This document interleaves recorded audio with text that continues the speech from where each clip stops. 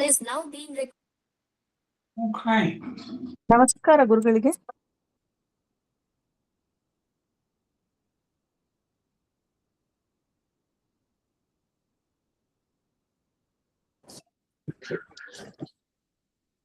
ಸುಮತಿಭಿರನುಮೇಯಂ ಶುಭ್ರಕಾಯಂ ಸಖಾಯಂ ಸುಖಮಜಮನಪಾಯಂ ಮುಕ್ತಪಾಯಂ ವಿಮಾಯಂ ದೃಹಜಮಹಮಮೇಜಂ ಧ್ಯೇಯಮಾಮ್ನಾಯಗೇಯಂ ಸದಜಮಸದಜೇಯಂ ಶ್ರೀಸಹಾಯಂ ಭಜೇಯಂ ತಪಸ್ವಾಧ್ಯಾಯ ಶುಶ್ರೂಷಾ ಕೃಷ್ಣಪೂಜಾರತಂ ಮುನಿಂ ವಿಶ್ವೇಶಮಿಷ್ಟದಂ ವಂದೇ ಪರಿಮ್ರಾಟ್ ಚಕ್ರವರ್ತಿನಂ. ಶ್ರೀ ಗುರುಭ್ಯೋ ನಮಃ. ಹರಿ ಓಂ. ಜನ್ಮಾದ್ಯಸ್ಯ ಜತೋನ್ವಜಾದಿತರತಶ್ಚಾರ್ಥೇಶ್ವ ವಿಘ್ನಸ್ವರಾಟ್ ತೇನೇ ಬ್ರಹ್ಮ ಹೃದಾಯ ಆದಿಕವಯೇ ಮುಖ್ಯಂತಿ ಜಂ ಸೂರಯಃ ತೇಜಸ್ವಾದಿಮೃತಾಂ ಯಥಾ ವಿನಿಮಯ ಹಲೋ, ಯಡಿಯೂರ್ ಅವರೇ ವಿಡಿಯೋ ಆಫ್ ಮಾಡ್ಕೊಳ್ಳಿ, ಆಡಿಯೋ ಆಫ್ ಮಾಡ್ಕೊಳ್ಳಿ. ಧಾಮ್ನಾ ಸ್ವೇನ ಸದಾ ನಿರಸ್ತಕುಹಕಂ ಸತ್ಯಂ ಪರಂ ಧೀಮಹಿ. ಓಂ ಸ್ವಸ್ತ್ಯಸ್ತು ಸತಾಂ ಅಶೇಷ ಸನ್ಮಂಗಲಾನಿ ಭವಂತು.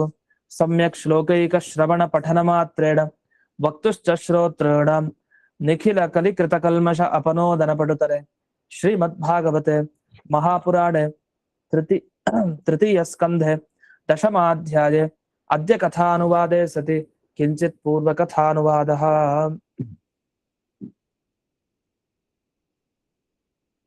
ಹತ್ತನೇ ಅಧ್ಯಾಯದ ಮೊದಲನೇ ಶ್ಲೋಕದಲ್ಲಿ ಬ್ರಹ್ಮದೇವರು ತಾವು ಭಗವಂತನ ಸ್ತೋತ್ರವನ್ನ ಮಾಡ್ಲಿಕ್ಕೆ ಪ್ರಾರಂಭ ಮಾಡಿದ್ದಾರೆ. ಮಾಡಿದಾಗ ಹೇಳಿದ ವಿಷಯ ಒಂದೇ, ಭಕ್ತರಿಗೆ ಆಶ್ವಾಸನೆ ಕೊಟ್ಟು, ನೀವು ಭಕ್ತರು ಯೋಚಿಸ್ಬೇಡಿ, ನಿಮಗೂ ದೇವ್ರು ಕಾಣಿಸ್ತಾನೆ. ವಸ್ತುತಃ ದೇವರ ಸ್ವಭಾವ ಅವ್ಯಕ್ತ, ಕಾಣಿಸ್ದೇ ಇರೋದೇ ದೇವರ ಸ್ವಭಾವ. ಆದ್ರೂ ಕಾಣಿಸ್ತಾನೆ. ಯಾಕೆ? ಅವನ ಸ್ವಭಾವವನ್ನು ಮೀರ್ ಬಿಡ್ತಾನೆ. ಯಾಕೆ? ಭಕ್ತರಿಗೋಸ್ಕರ.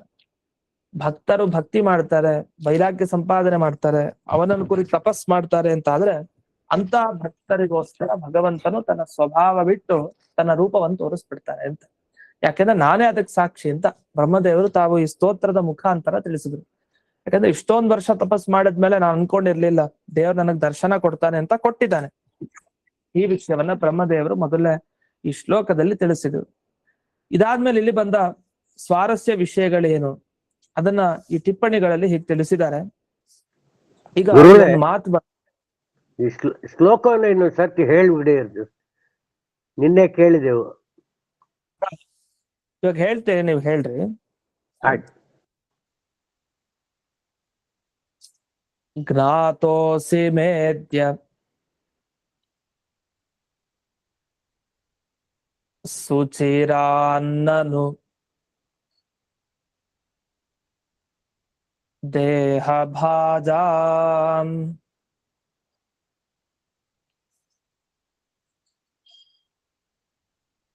ನಗ್ನಾಯತೆ ಭಗವತೋ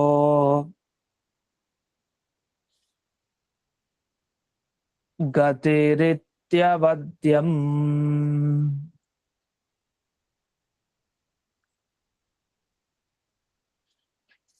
ನಾನ್ಯತ್ ತ್ವದಸ್ತಿ ಭಗವನ್ನಪಿ.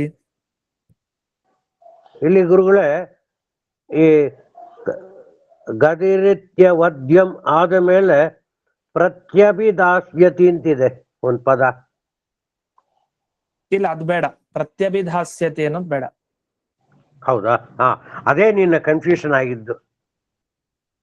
ಗತಿರಿತ್ಯವದ್ಯಂ ಅಲ್ಲಿ ತನಕ ಸರಿ. ಆಮೇಲೆ ನಾಣ್ಯ ಶಬ್ದ.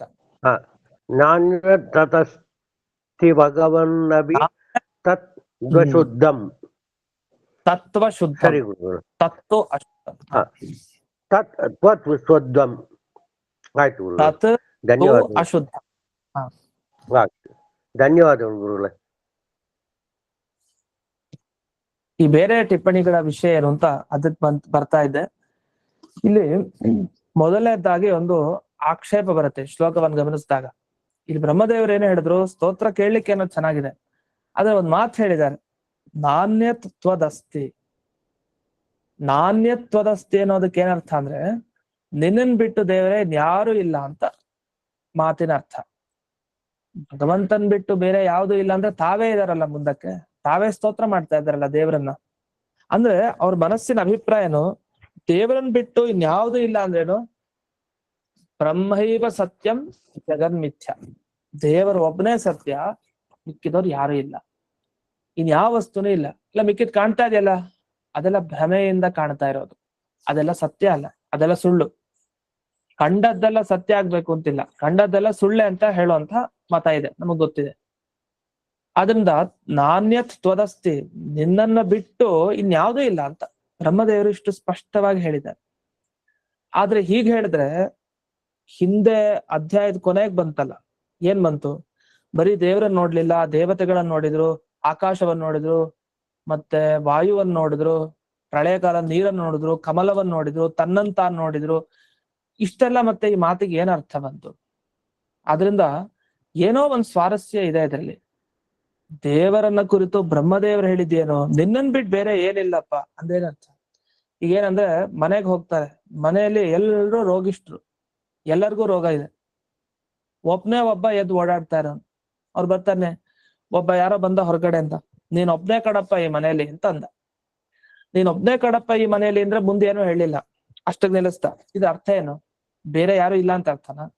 ಆಮೇಲೆ ಬೇರೆಯವ್ರೆಲ್ಲ ಇದ್ದಾರೆ, ಆದ್ರೆ ಇದ್ದು ಇಲ್ದೇ ಇರೋ ತರ ಉಪಯೋಗ ಇಲ್ಲ. ಯಾಕಂದ್ರೆ ಎಲ್ಲರೂ ರೋಗ ಬಂದ್ ಮಲ್ಕೊಂಡಿದ್ದಾರೆ, ಕಷ್ಟ ಪಡ್ತಾ ಇದ್ದಾರೆ, ಇವನೊಬ್ನೇ ಚಟುವಟಿಕೆಯಿಂದ ಓಡಾಡ್ತಾ ಇರೋನು. ಅದರಿಂದ ಈ ಮನೆಗೆ ನೀನ್ ಒಬ್ನೇ ಅಷ್ಟೇ ಬೇಡಿ, ಯಾರಿಲ್ಲ ಅಂತ ಹೇಳ್ತಾರೆ. ಹೇಳಿದ್ರೆ ಏನರ್ಥ? ಬೇರೆಯವರು ಎಲ್ಲ ನಿನ್ನನ್ನು ನಂಬ್ಕೊಂಡೇ ಇದ್ದಾರೆ, ನಿನ್ ತರ ಸ್ವಾತಂತ್ರ್ಯ ಯಾರಿಗೂ ಇಲ್ಲ ಅಂತ ಅರ್ಥ.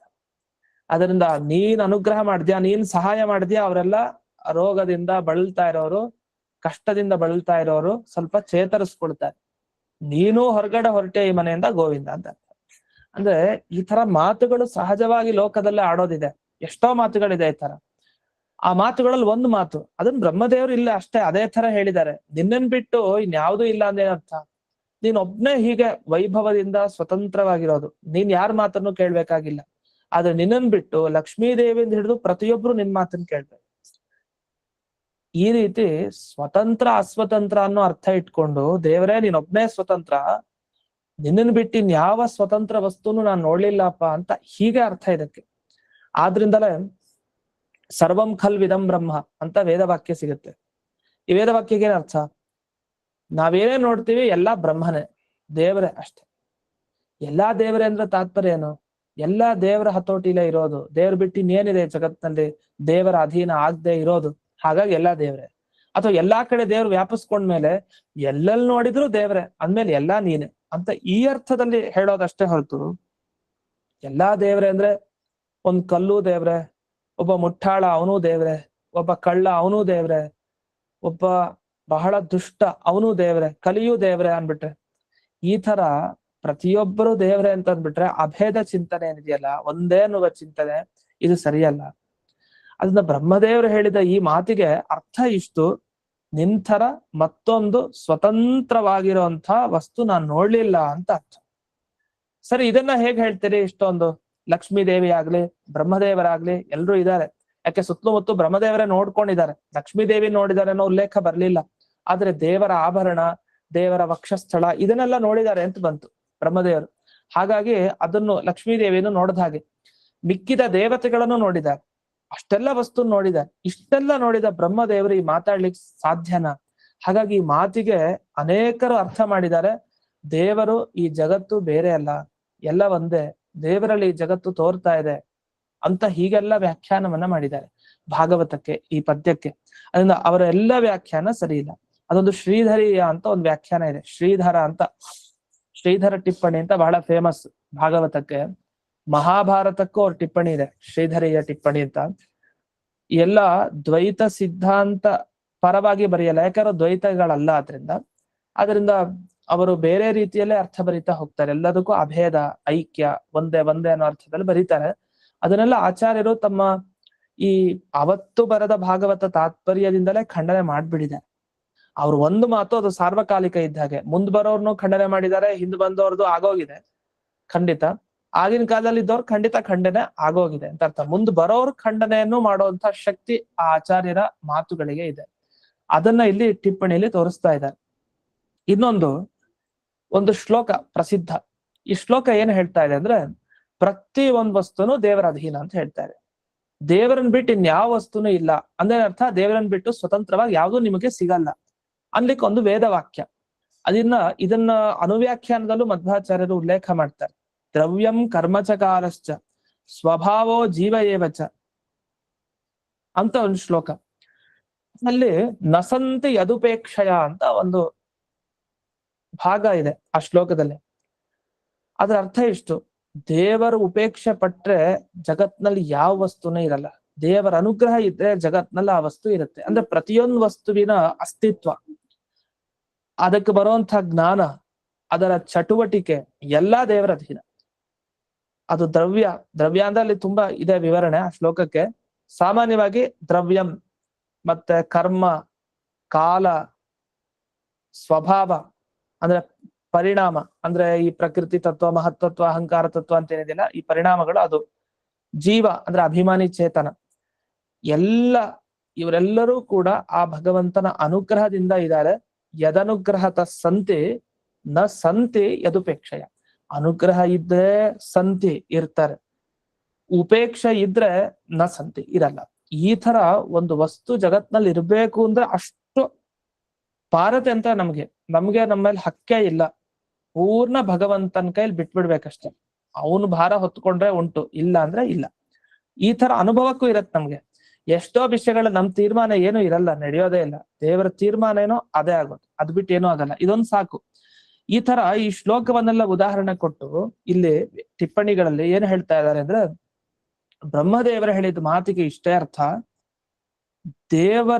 ದೇವರಿಗೆ ಅಧೀನವಾಗಿ ಎಲ್ಲ ವಸ್ತು ಇದೆ ಹೊರತು ದೇವರನ್ನ ಬಿಟ್ಟು ಸ್ವತಂತ್ರವಾಗಿ ಯಾವ ವಸ್ತುನೂ ಇಲ್ಲ. ಇದರಲ್ಲಿ ವಿಜಯಧ್ವಜ ತೀರ್ಥರು ತಮ್ಮ ಟಿಪ್ಪಣಿಯಲ್ಲಿ ಹೇಳ್ತಾರೆ, ಸ್ವತೋ ನಾಸ್ತಿ ತ್ವದಧೀನ ಸತ್ತಾಕತ್ವಾತ್ ದ್ರವ್ಯಂ ಕರ್ಮಚಕಾಲಶ್ಚ ಇತ್ಯಾದೇಹ ಅಂತ ಚಿಕ್ಕದಾಗಿ. ನಿನ್ನ ಬಿಟ್ಟು ಇನ್ಯಾವುದೂ ಇಲ್ಲಪ್ಪ. ಯಾಕೆ? ಎಲ್ಲಾ ನಿನ್ ಕೈಲೇ ಇರೋದು, ಅದರಿಂದ ಇನ್ಯಾವುದು ಇಲ್ದೇ ಇರೋ ಹಾಗೆ. ಯಾಕೆಂದ್ರೆ ದ್ರವ್ಯಂ ಕರ್ಮಚಕಾಲಶ್ಚ ಅನ್ನೋ ವೇದವಾಕ್ಯನೇ ಹೇಳ್ಬಿಟ್ಟಿದೆ ಅಂತ ಇಷ್ಟು ಮಾತನ್ನ ತಾವು ಹೇಳಿದೆ. ಇದು ಒಂದು ವಿಷಯ. ಇನ್ನೊಂದು ಮುಂದಕ್ಕೆ ಹೋದಾಗ, ಈಗ ಭಗವಂತನನ್ನ ಕಾಣ್ಲಿಕ್ಕೆ ಆಗಲ್ಲ ಅಂತ ಒಂದು ಮಾತಿದೆ. ಯಾಕೆ ಕಾಣ್ಲಿಕ್ಕೆ ಆಗಲ್ಲ ನಾವು ದೇವರನ್ನ? ನೋಡಿ, ನೀವು ದೇವರನ್ನ ಕಾಣ್ಬೇಕು ಅಂದ್ರೆ ನೀವು ದೇವರ ಥರನೇ ಆಗ್ಬೇಕು ಅಂತ. ಅಂದರ್ಥ ದೇವರಲ್ಲಿ ಯಾವುದೇ ದೋಷ ಇಲ್ಲ. ದೋಷ ಇಲ್ದೇ ಇರೋ ದೇವ್ರು ಕಣ್ಮುಂದೆ ಬರ್ಬೇಕು ಅಂದ್ರೆ ನಮ್ಮಲ್ಲೂ ದೋಷ ಇರಬಾರ್ದು. ನಾವ್ ಯಾವತ್ ನಮ್ಮ ದೋಷಗಳನ್ನು ಕಳ್ಕೊಳ್ತೀವೋ ಆಗ ದೋಷ ಇಲ್ದೇ ಇರೋ ದೇವ್ರು ನಮ್ಮ ಕಣ್ಣಿಗೆ ಗೋಚರ ಆಗ್ತಾನೆ. ಹಾಗಾದ್ರೆ ಏನ್ ಮಾಡ್ಬೇಕು? ನಮ್ಮಲ್ಲಿರೋ ದೋಷಗಳನ್ನ ಕಳ್ಕೊಳ್ಳಿಕ್ಕೆ ಅದನ್ನ ವಿಚಾರ ಮಾಡಿ. ದೇವರ ಅವ್ಯಕ್ತ ಹೇಗಿದ್ರು ಕಾಣಲ್ಲ, ಬಿಟ್ಬಿಡೋಣ. ಹೇಗಿದ್ರು ಅವ್ನ ಅವ್ಯಕ್ತ ಸ್ವಭಾವ. ಈಗಂತೂ ಕಾಣ್ತಾ ಇಲ್ಲ, 20 ವರ್ಷ ಆಯ್ತು, 30 ವರ್ಷ ಆಯ್ತು, 80 ವರ್ಷ ಆಯ್ತು ಕಾಣ್ಲಿಲ್ಲ. ಇನ್ನೇನ್ ನೋಡ್ಲಿಕ್ಕೆ ಆಗಲ್ಲ ದೇವ್ರನ್ನ. ಯಾಕಂದ್ರೆ ದೇವ್ರು ಇದ್ರೆ ತಾನೆ, ಇದ್ರೆ ಕಾಣ್ಬೇಕಾಗಿತ್ತು ಅಂತ. ಹೀಗೆ ಏನೇನೋ ಗೊಂದಲಗಳಿಗೂ ಅವಕಾಶ ಇದೆ. ಆದ್ರೆ ಹಾಗಲ್ಲ, ದೇವರಿದ್ದಾನೆ, ಅದ ಅವ್ಯಕ್ತ ಸ್ವಭಾವ. ಅದು ಕಾಣಿಸ್ತಾ ಇರೋದು ಒಂದು ಸ್ವಭಾವ. ಅದನ್ನ ನಮ್ ಕಡೆ ಎಳ್ಕೊಬೇಕು ಅಂದ್ರೆ ಆ ದೇವ ತತ್ವವನ್ನ ಏನ್ ಮಾಡ್ಬೇಕು? ಅದಕ್ಕೆ ನೀವು ನಿಮ್ಮಲ್ಲಿ ದೋಷಗಳನ್ನು ಕಳ್ಕೊಳ್ಳಿ. ದೋಷ ಕಳ್ಕೊಳ್ಳಿಕ್ಕೆ ಇರುವಂತಹ ಉಪಾಯ ಏನು ಅಂದ್ರೆ ಭಕ್ತಿ, ವೈರಾಗ್ಯ, ಧ್ಯಾನ, ಇಂಥ ಎಲ್ಲ ಸಾಧನಗಳನ್ನು ಸಂಪಾದನೆ ಮಾಡಿದಾಗ ದೇವರು ಎಲ್ಲರಿಗೂ ಒಂದೇ ತರ ಕಾಣಿಸಲ್ಲ. ಅವರವರ ಯೋಗ್ಯತೆಗೆ ತಕ್ಕ ಹಾಗೆ ಭಗವಂತ ಅವರವರಿಗೆ ಕಾಣಿಸ್ತಾನೆ. ಇಷ್ಟು ಬಂತು. ಇದಾದ್ಮೇಲೆ ಮುಂದಿನ ವಿಷಯ. ಹಾಗಾದ್ರೆ ದೇವರು ಎಲ್ರಿಗೂ ಕಾಣಿಸ್ತಾನೆ ಅವರವರ ಯೋಗ್ಯತೆಗೆ ತಕ್ಕ ಹಾಗೆ ಸಾಧನೆಗಳನ್ನ ಮಾಡ್ಕೊಂಡವ್ರಿಗೆ. ಇದು ಬ್ರಹ್ಮದೇವರಿಂದಲೇ ನಮಗ್ ತಿಳಿಯಿತು.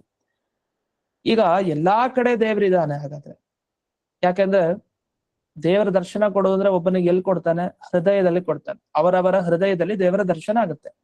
ಈಗ 100 ಜನ ಇದ್ದಾರೆ, 100 ಜನ ಸಾತ್ವಿಕರು.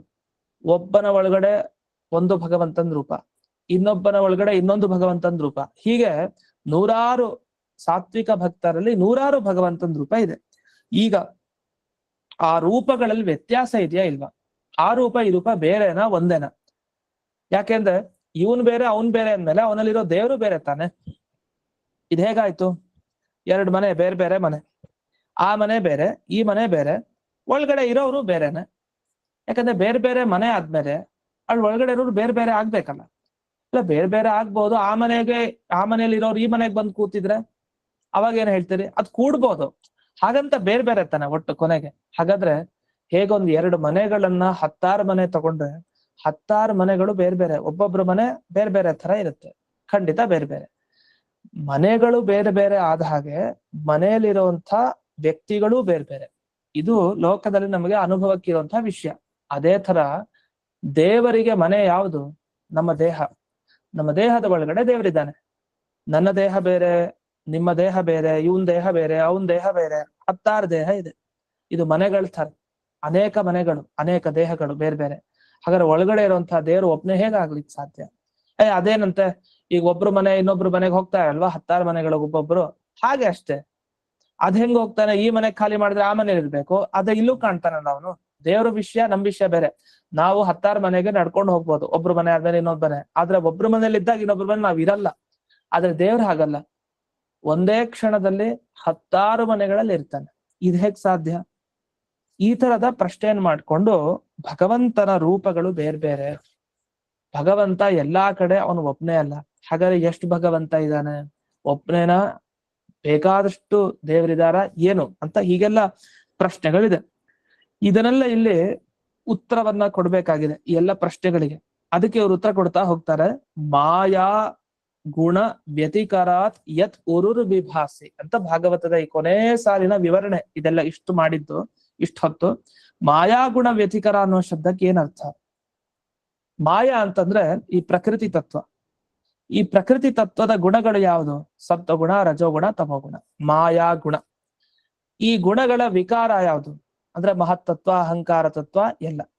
ಈ ಪ್ರತಿಯೊಂದು ವಸ್ತುಗಳಲ್ಲಿ ಉರುರು ವಿಭಾಸಿ. ಉರು ಅಂದ್ರೆ ಬಹಳ, ಅಂದ್ರೆ ಒಂದೊಂದು ವಸ್ತುವಿನಲ್ಲೂ ಅಂತರ್ಯಾಮಿಯಾಗಿ ದೇವರು ಅನೇಕ ಸಂಖ್ಯೆಯಲ್ಲಿ ಕಾಣ್ತಾ ಇದ್ದಾನೆ. ವಸ್ತು ತಾನು ಒಬ್ನೇ ಆದ್ರೂ ಅನೇಕವಾಗಿ ಕಾಣ್ತಾನೆ. ಒಬ್ನೇ ಅಂತೀರಿ, ಅನೇಕ ಅಂತೀರಿ, ಇದ್ ಹೆಂಗ್ ಸಾಧ್ಯ? ಈಗ ನಮ್ ಮುಂದೆ ಒಬ್ಬ ಬಂದ್ ನಿಲ್ತಾನೆ, ನಿಂತ ಮೇಲೆ ಇವನು ಒಬ್ನೇನಾ ಅನೇಕನ? ಒಬ್ನೇ ಬಂದಿದ್ದು. ದೇವ್ರು ಬಂದ್ ನಿಲ್ತಾನೆ, ಇವನು ಒಬ್ನೇನಾ? ಇಲ್ಲ, ಇವನು ಒಬ್ನಾದ್ರೂ ಅನೇಕ. ಅದ್ ಹೆಂಗೆ? ಒಂದೂಂದ್ಮೇಲೆ ಅದು ಅನೇಕ ಅಂತ ಹೇಗ್ ಆಗ್ಲಿಕ್ಕೆ ಸಾಧ್ಯ? ಒಂದೊಂದ್ಮೇಲೆ ಅದು ಎರಡಾಗಲ್ಲ, ಎರಡಾಗಿದ್ ಒಂದಾಗಲ್ಲ. ಒಂದೊಂದ್ಮೇಲೆ ಒಂದೇ, ಎರಡೊಂದ್ಮೇಲೆ ಎರಡೇ. ಇದು 1 3 ಆಗತ್ತೆ, 4 ಆಗತ್ತೆ. ಯಾವ್ದು? ದೇವ್ರ ಬಗ್ಗೆ. ಅದ್ ಹೇಗ್ ಸಾಧ್ಯ ಅಂತ ಒಂದು ಪ್ರಶ್ನೆ. ಯಾಕಂದ್ರೆ ಮಾಯಾ ಗುಣ ವ್ಯತಿಕರಾತ್ ಉರುರು ವಿಭಾಸಿ. ಈ ಎಲ್ಲ ಮಹತ್ತತ್ವ, ಅಹಂಕಾರ ತತ್ವ, ಇಡೀ 14 ಲೋಕ, ಅದರಲ್ಲಿ ಪ್ರತಿಯೊಂದು ಪಶು, ಪ್ರತಿಯೊಂದು ಪ್ರಾಣಿ, ಅದರಲ್ಲಿ ಪ್ರತಿಯೊಂದು ಹುಲ್ಲು, ಪ್ರತಿಯೊಂದು ಕಣ, ಅಷ್ಟು ಕಣಗಳು ಏನಿದೆ, ಆ ಎಲ್ಲಾ ಕಣಗಳಲ್ಲೂ ದೇವರ ರೂಪ ಇದೆ. ಆದ್ರೆ ಎಲ್ಲ ಒಂದೇ. ಹೆಂಗ್ ಸಾಧ್ಯ ಇದು? ಇದೊಂದು ಪ್ರಶ್ನೆ. ಆದ್ರಿಂದ ಇದ್ರ ಬಗ್ಗೆ ನನಗೆ ಅರ್ಥ ಆಗ್ತಾ ಇಲ್ಲ ಅಂತ. ಯಾಕೆಂದ್ರೆ ಎಲ್ಲಾ ರೂಪಗಳಲ್ಲಿ ಭೇದ ಇಲ್ಲದೆ ಹೋದ್ರು ಪ್ರತಿಯೊಂದು ರೂಪ ಭೇದ ಇಲ್ಲ, ಎಲ್ಲ ಒಂದೇ ಆದ್ರೂ ಅಷ್ಟೊಂದು ರೂಪದಿಂದ ಹೇಗಪ್ಪ ಇದೆಯಾ ಅಂತ ಹೀಗೆ ಬ್ರಹ್ಮದೇವರು ಭಗವಂತನನ್ನ ಸ್ತೋತ್ರ ಮಾಡಿದ್ದಾರೆ. ಇನ್ನೂ ಸ್ವಲ್ಪ ಒಳಕ್ ಹೋದ್ರ ವಿಷಯ, ಇದಕ್ಕೆ ಒಂದು ಉತ್ತರ ಕೊಡ್ತಾರೆ. ಒಂದು ಶ್ಲೋಕ ಇದೆ, ಇದು ವಸ್ತುತಃ ನ್ಯಾಯಸುಧಾ ಪಾಠದಲ್ಲಿ ನಮಗ್ ಬಂದಿದೆ ಹಿಂದೆ. ನಸ್ಥಾನತೋಪ್ಯಧಿಕರಣ ಅಂತ ಇದೆ.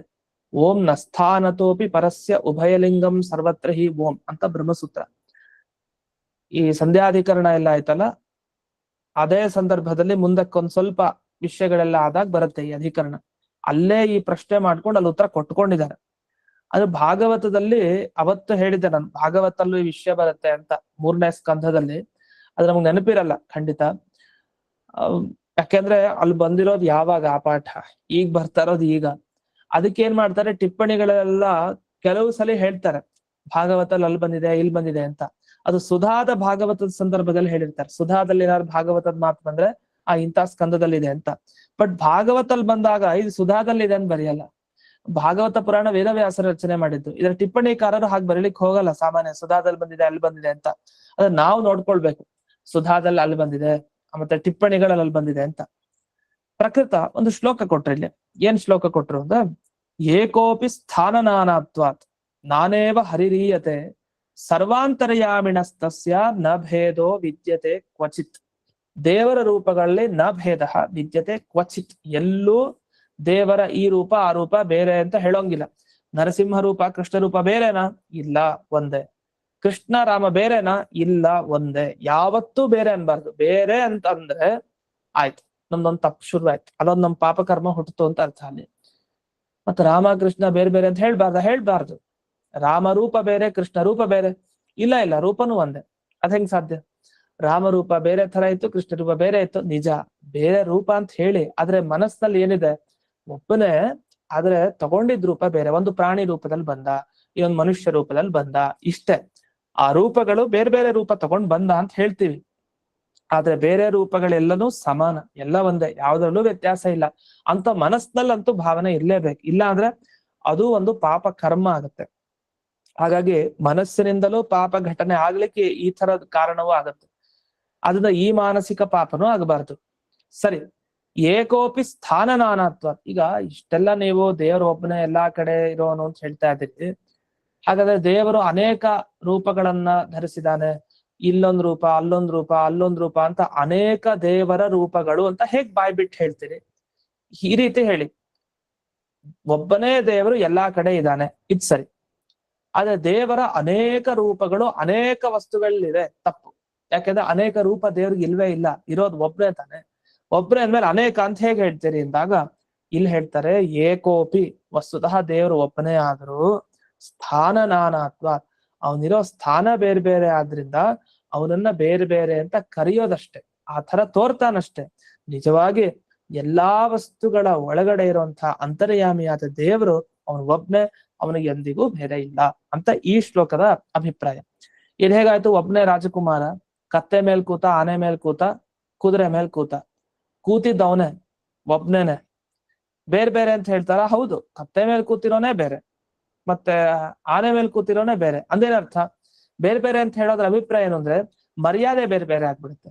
ಅವ್ನ್ ಕೂತಿರೋ ಜಾಗಗಳು ಬೇರೆ, ಕತ್ತೆ ಬೇರೆ, ಆನೆ ಬೇರೆ, ಕುದುರೆ ಬೇರೆ, ಅವ್ನಿಗೆ ಸಿಗೋ ಮರ್ಯಾದೆನೂ ಬೇರೆ. ಅಂದ್ಮೇಲೆ ಅಲ್ಲಿ ಕೂತಿರೋ ವ್ಯಕ್ತಿನೂ ಬೇರೆ ತರ ನಾವು ನೋಡ್ತೀವಿ, ಬೇರೆ ತರ ನೋಡ್ತೀವಿ ಅಂತೀವಿ. ಅವ್ನ್ ಬೇರೆ ಅಲ್ಲ, ಆದ್ರೆ ಬೇರೆ ತರ ನೋಡ್ತೀವಿ. ಅಂದ್ರೆ ಕತ್ತೆ ಮೇಲೆ ಕೂತಾಗ ಅಯ್ಯೋ ಅಂತ ಅನ್ಕೊಳ್ತೀವಿ, ಅವ್ನ್ ಕೂತವನ್ ರಾಜಕುಮಾರನೇ ಅಥವಾ ರಾಜನೇ ಕೂತ ಅನ್ಕೊಡಿ. ಕುದುರೆ ಮೇಲ್ ಕೂತಾಗ ಅದೇ ರಾಜ ಅಯ್ಯೋ ಪರವಾಗಿಲ್ಲ, ಕತ್ತೆ ಮೇಲ್ ಕೊಡೋದಕ್ಕಿಂತ ಕುದುರೆ ಮೇಲ್ ಕೂತಿದ್ದಾನೆ, ಪರವಾಗಿಲ್ಲ, ಒಂದ್ ಸ್ವಲ್ಪ ಬೇರೆ ತರ ನೋಡ್ತೀವಿ ಆ ರಾಜಕುಮಾರನ್ನ. ಇನ್ನು ಮುಂದೆ ಆನೆ ಮೇಲೆ ಕೂತಾಗ ಮೆರವಣಿಗೆ, ಅವ್ನಿಗೆ ಆನೆ ಮೇಲೆ ಇನ್ನೊಂದ್ ಸ್ವಲ್ಪ ಮರ್ಯಾದೆ ಜಾಸ್ತಿ, ಬೇರೆ ತರ ನೋಡ್ತೀವಿ ಹೊರತು ವ್ಯಕ್ತಿ ಒಬ್ನೇ. ಹಾಗೆ ಇಲ್ಲಿ ಸ್ಥಾನ ಬೇರೆ ಬೇರೆ ಆದ ಹಾಗೆ ದೇವರು ಬೇರೆ ಬೇರೆ ಎನ್ನುವ ಪ್ರತೀತಿ, ಜ್ಞಾನ ಬರುತ್ತೆ ಅಷ್ಟೇ ಹೊರತು ವಾಸ್ತವಿಕವಾಗಿ ದೇವರು ಬೇರೆ ಅಲ್ಲ. ಈ ತತ್ವವನ್ನ ಚೆನ್ನಾಗಿ ಮನಸ್ಸಲ್ಲಿ ಇಟ್ಕೊಬೇಕು. ಇದನ್ನೇ ಬ್ರಹ್ಮದೇವರಲ್ಲಿ ಉರುರು ವಿಭಾಸಿ, ತುಂಬಾ ರೂಪಗಳಲ್ಲಿ ಕಾಣ್ತೀಯಪ್ಪ ನೀನು, ತುಂಬಾ ಸಂಖ್ಯೆಯಲ್ಲಿ ಕಾಣ್ತೀಯ ಅಂತಿದ್ರು. ಇಲ್ಲಾಂದ್ರೆ ಬ್ರಹ್ಮದೇವರಿಗೆ ಅಜ್ಞಾನ ಇದೆ ಅಂತ ಹೇಳ್ಬೇಕಾಗ್ ಬರುತ್ತೆ. ಯಾಕೆ? ಒಬ್ನೇ ದೇವರನ್ನ ನೋಡ್ಬಿಟ್ಟು ಅನೇಕ ರೂಪಗಳಲ್ಲಿ ಕಾಣಿಸ್ತೀಯಪ್ಪ ನೀನು ಅಂದ್ರೆ ಅನೇಕ ಸಂಖ್ಯೆ ನಿನ್ನಲ್ಲಿದೆ ಅಂದ್ರೆ ತಪ್ಪು. ಯಾಕೆ? ಇರೋನ್ ಒಬ್ನೇ. ಅನೇಕ ರೂಪ ತೋರ್ತಾ ಇರೋದು ಆಯಾಯ ಸ್ಥಾನಗಳ ಭೇದದಿಂದ, ಆಯಾಯ ಸ್ಥಾನ ಬೇರೆ ಬೇರೆ ಅಂದ್ಮೇಲೆ ಅಲ್ಲಿ ಕಾಣುವಂತ ಭಗವಂತನ ರೂಪನು ಬೇರೆ ಬೇರೆ ಅನ್ನೋ ದೃಷ್ಟಿಯಿಂದ ಅಂತ. ಇದು ಒಂದು ವಿಷಯ. ಇನ್ನೊಂದು ಬೇರೆ ಟಿಪ್ಪಣಿಯಲ್ಲಿ ವಿವರಣೆ ಮಾಡುತ್ತಾ ದುರ್ಘಟ ಭಾವ ಪ್ರಕಾಶಿಕ, ಈ ಟಿಪ್ಪಣಿಯಲ್ಲಿ ಸತ್ಯಾಭಿನವ ತೀರ್ಥರು ಅವರು ಲೇಖ ಮಾಡ್ತಾ ಹೇಳ್ತಾರೆ, ಉರು ಅಂದ್ರೆ ಉತ್ಕೃಷ್ಟ ಅಂತ ಅರ್ಥ. ವಸ್ತುತಃ ಉರು ಅಂದ್ರೆ ಬಹಳ ಸಂಖ್ಯೆಯಲ್ಲಿ ಕಾಣ್ತಾನೆ ಅಂದ್ರೆ ಏನರ್ಥ? ಬಹಳ ಸಂಖ್ಯೆಯಲ್ಲಿ ಕಾಣೋದು ಅಂತ ಅರ್ಥ ಅಲ್ಲ. ಉರು ಅಂದ್ರೆ ಉತ್ಕೃಷ್ಟ, ಚೆನ್ನಾಗಿ ಮೇಲೆ ಸ್ಥಾನದಲ್ಲಿದ್ದಾನೆ ಅಂತ ಕಾಣೋದಂತೆ. ಅದ್ ಹೆಂಗೆ? ಈಗ ನಾವೆಲ್ಲ ಬೇರೆ ಬೇರೆ ವಸ್ತುಗಳಲ್ಲಿ ಒಳಗಡೆ ನುಗ್ಲಿಕ್ ಬರುತ್ತಾ? ಅಂತರ್ಯಾಮಿಯಾಗಿ ನಾವಿರ್ತೀವ? ಇಲ್ಲ, ನಮ್ ಒಳಗಡೆ ದೇವ್ರಿದ್ದಾನೆ. ಈ ಕಲ್ ಒಳಗಡೆ ಹೇಗ್ ಸೇರ್ಕೊಂಡ, ಈ ಪುಸ್ತಕದ ಒಳಗಡೆ ಹೇಗ್ ಸೇರ್ಕೊಂಡ, ಮೊಬೈಲ್ ಒಳಗಡೆ ಹೇಗ್ ಸೇರ್ಕೊಂಡ, ಪ್ರತಿಯೊಂದು ವಸ್ತುವಿನ ಒಳಗಡೆ ಇದ್ದಾನೆ ದೇವರು. ಇದು ಹೇಗ್ ಸಾಧ್ಯ? ಅದೇ ಅವನ ಉತ್ಕೃಷ್ಟತೆ. ಪ್ರತಿಯೊಂದು ವಸ್ತುಗಳ ಒಳಗಡೆ ತಾನು ಏನು ಸೇರ್ಕೊಳ್ತಾನೆ, ಇದರಿಂದಾಗಿ ಅವನೇ ಉತ್ತಮ ಅಂತ ಗೊತ್ತಾಗತ್ತೆ ಅಂತ ಬ್ರಹ್ಮದೇವರು ತಾವು ಇಲ್ಲಿ ಸ್ತೋತ್ರವನ್ನ ಮಾಡ್ತಾ ಇದ್ದಾರೆ ಅಂತ. ಇದು ಒಂದು ವಿಷಯ. ಇದಾದ್ಮೇಲೆ ಬೇರೆಯವ್ರು ಏನ್ ವ್ಯಾಖ್ಯಾನ ಮಾಡಿದ್ದಾರೆ ಅದಕ್ಕೆ ಬರೋಣ. ಶ್ರೀಧರಿಯ ವ್ಯಾಖ್ಯಾನ ಅವ್ರೇನ್ ಮಾಡಿದ್ದಾರೆ ಅಂದ್ರೆ, ವಾಸ್ತವದಲ್ಲಿ ದೇವರೇ, ಬ್ರಹ್ಮದೇವರು ಹೇಳ್ತಾರಂತೆ, ನಿನಗಿಂತ ಬೇರೆ ಯಾವುದು ವಸ್ತು ಇಲ್ಲ ವಾಸ್ತವಿಕವಾಗಿ. ಯಾಕೆಂದ್ರೆ ನೀನ್ ಒಬ್ಬನೇ ಸತ್ಯ, ಬೇರೆ ವಸ್ತು ಎಲ್ಲ ಕಾಣುತ್ತಲ್ಲಪ್ಪ ಅಂದ್ರೆ ಮಾಯಾ ಗುಣ ವ್ಯತಿಕರ.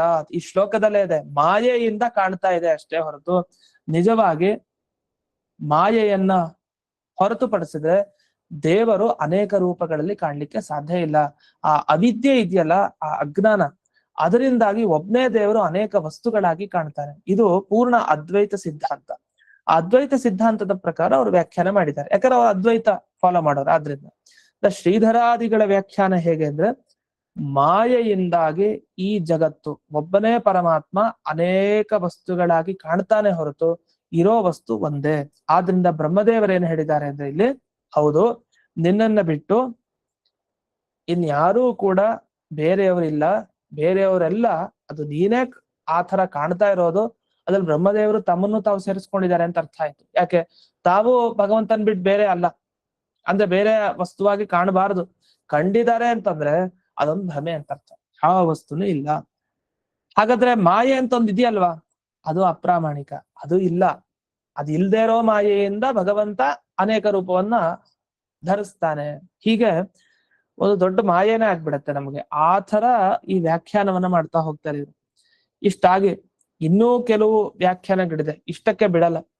ಈ ಭಾಗವತ ಶ್ಲೋಕಕ್ಕೆ ಕೊನೆಗೇನಾಗ್ಬಿಡುತ್ತೆ ಅಂದ್ರೆ, ಈ ಭಾಗವತ ಶ್ಲೋಕ ನಿಜವಾಗಿ ಏನರ್ಥ, ಮಧ್ವಾಚಾರ್ಯ ಹೇಳಿದ ಅರ್ಥ ಅದನ್ನ ಮೊದಲೇ ನಾನು ಹೇಳಿದ್ದೀನಿ ಟಿಪ್ಪಣಿಯ ಮುಖಾಂತರ. ಅದರಲ್ಲಿ ಈ ಒಂದು ಶ್ಲೋಕ ಏನ್ ಬಂತಲ್ಲ ಈಗ ಹೇಳಿದ್ದು, ಅದು ಬ್ರಹ್ಮವೈವರ್ತ ಪುರಾಣದಲ್ಲಿ ಬರೋದು. ಅದನ್ನ ಭಾಗವತ ತಾತ್ಪರ್ಯದಲ್ಲೇ ಹೇಳಿದ್ದಾರೆ. ಅದನ್ನೇ ವಿಜಯಧ್ವಜ ತೀರ್ಥರು ತಾವು ಇಟ್ಟುಕೊಂಡು ವ್ಯಾಖ್ಯಾನವನ್ನ ಮಾಡಿದ್ದಾರೆ.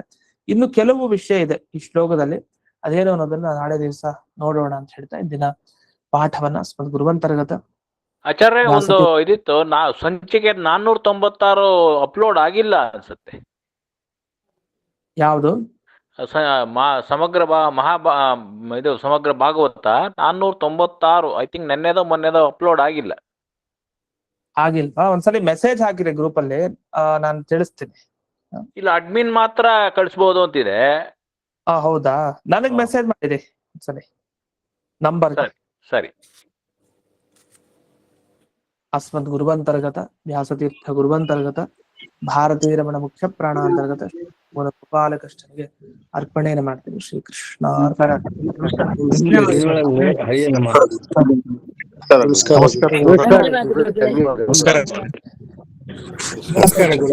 ನಮಸ್ಕಾರ ಗುರುಗಳೇ.